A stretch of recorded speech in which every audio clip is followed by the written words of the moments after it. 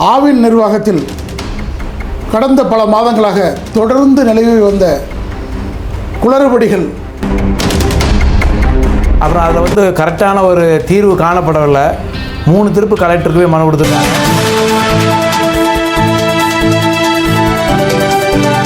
வணக்கம். Eagle news செய்திகள்.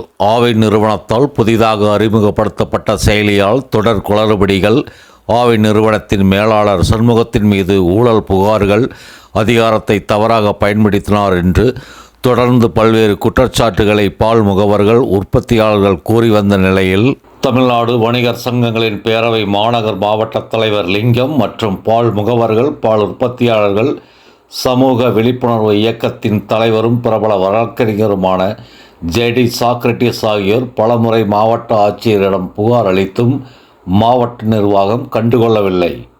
இந்நிலையில் தமிழக முதல்வராக தமிழக வெற்றிக் கழகத்தின் தலைவர் ஜோசப் விஜய் பதவியேற்றவுடன் பல அதிரடி மாற்றங்கள் தொடங்கியது. குறிப்பாக அரசு அலுவலகங்களில் லஞ்சம் வாங்குவோர், ஊழல் செய்தவர்கள் களையெடுக்கப்பட்டனர். தொடர்ந்து பல்வேறு ஆதாரங்களுடன் கோவை ஆவின் நிர்வாகத்தின் மேலாளர் சண்முகத்தின் மீது குற்றச்சாட்டுகளை கூறி வந்த லிங்கம் ஆவின் நிறுவனத்தால் மிரட்டப்பட்டார். அவரது உயிருக்கு ஆபத்து ஏற்பட்டுள்ளதாக தமிழக முதல்வர் ஜோசப் விஜய் மற்றும் பால்வளத்துறை அமைச்சரின் கவனத்திற்கு கொண்டு சென்றார் சமூக விழிப்புணர்வு இயக்கத்தின் தலைவர் சாக்ரட்டிஸ். இதன் எதிரொலியாக திடீரென கோவை ஆவின் மேலாளர் சண்முகம் அதிரடியாக வேறு மாவட்டத்திற்கு தூக்கியடிக்கப்பட்டார். தொடர்ந்து ஆவின் நிறுவனத்தின் மீது கூறப்படும் குற்றச்சாட்டுகளை செய்தியாக வெளியிட்டு வந்த ஈகிள் நியூஸ் சேனலுக்கு தமிழ்நாடு வணிகர் சங்கங்களின் பேரவை மாவட்ட மாநகர் தலைவர் லிங்கம் மற்றும் சமூக விழிப்புணர்வு இயக்கத்தின் தலைவர் ஜேடி சாக்ரட்டிஸ் பேட்டியளித்தனர். கோவை மாவட்ட ஆவின் நிர்வாகத்தில் கடந்த பல மாதங்களாக தொடர்ந்து நிலவி வந்த குளறுபடிகள் முடிவுக்கு வந்திருக்கிறது. அந்த குளறுபடிகளுக்கெல்லாம் காரணமான பொது மேலாளர் சண்முகம் என்பவர் பணியிட மாற்றம் செய்யப்பட்டு தருமபுரி மாவட்டத்திற்கு அனுப்பப்பட்டிருக்கிறார். இந்த சுவிட்ச் என்கிற ஒரு செயலி, அதுவும் அந்த நிறுத்தப்பட வேண்டும், அது மாற்றப்பட வேண்டும். அவரை மாற்றிட்டதுனால பிரச்சனைகள் ஓய்ந்து விடவில்லை. அந்த சுவிட்சுங்கிற செயலி முற்றிலுமாக அகற்றப்பட வேண்டும்.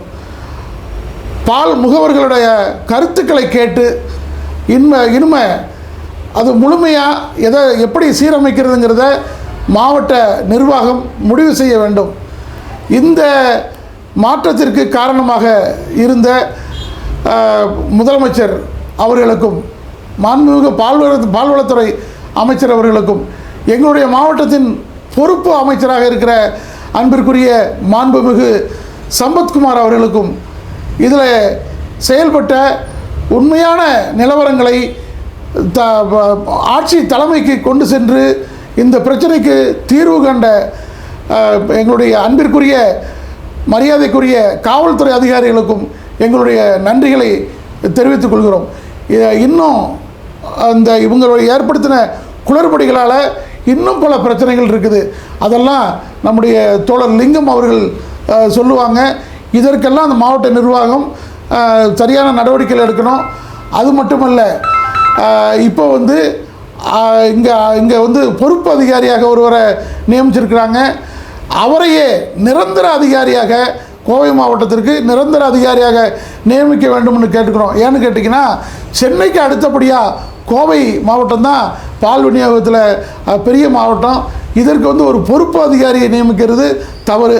அதுவும் இவர் 2 மாவட்டத்தை கவனிக்கணுங்கிறதும் சாத்தியமில்லை. அதனால் கோவை மாவட்டத்திற்கு நிரந்தர அதிகாரியாக இவரையே நியமிக்க வேண்டும் என்று கேட்டுக்கொள்கிறேன். கண்டிப்பாக எங்களுடைய தொடர் போராட்டத்துக்கு கிடைச்ச வெற்றியாக தான் நாங்கள் நினைக்கிறோம்.